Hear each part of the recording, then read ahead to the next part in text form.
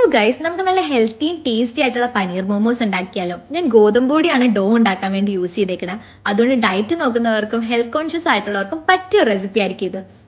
അപ്പൊ ഞാൻ ഫസ്റ്റ് തന്നെ ഡോ ഉണ്ടാക്കി വെച്ചിട്ടുണ്ട് ഗോതമ്പ് പൊടി വെച്ച് മൊമോസിന് വേണ്ടിയാണ്. ഇനി ഫില്ലിങ്സിനായിട്ട് ഗ്രേറ്റഡ് പനീറും അതിലേക്ക് കുറച്ച് സവാള, ഗ്രീൻ ചില്ലി, പിന്നെ വെളുത്തുള്ളി, പിന്നെ അതേപോലെ നമുക്ക് കുറച്ച് ഉപ്പ്, ഗരം മസാല, പെപ്പർ പൗഡർ ഇത്ര ആഡ് ചെയ്തിട്ട് നല്ലോണം പനീർ ഒന്ന് സ്മാഷ് ചെയ്തെടുക്കുക. വേപ്പില ഇട്ടിട്ടുണ്ടായിരുന്നു കേട്ടോ.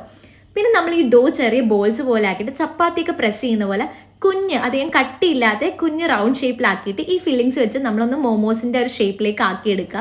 ഇതെല്ലാം ചെയ്തതിന് ശേഷം നമ്മൾ ഇഡ്ഡലി പാത്രത്തിൽ വെച്ച് നല്ലോണം ഒന്ന് സ്റ്റീം ചെയ്തെടുത്താൽ മതി. നമ്മൾ സ്റ്റീംഡ് മോമോസ് ആണ് ഉണ്ടാക്കിയേക്കണേ. ഞാനിവിടെ ഡിപ്പായിട്ട് ടൊമാറ്റോ സോസ് ആണ് എടുത്തിരിക്കുന്നത്. നിങ്ങൾക്ക് വേണ്ടെങ്കിൽ അത് സ്കിപ്പ് ചെയ്യാം. എന്തായാലും ടേസ്റ്റ് അടിപൊളിയായിട്ടുണ്ടായിരുന്നു. നമ്മൾ ഗോതമ്പ് പൊടി എടുത്തുകൊണ്ട് ടേസ്റ്റിനൊന്നും ഒരു കോംപ്രമൈസും ഇല്ല.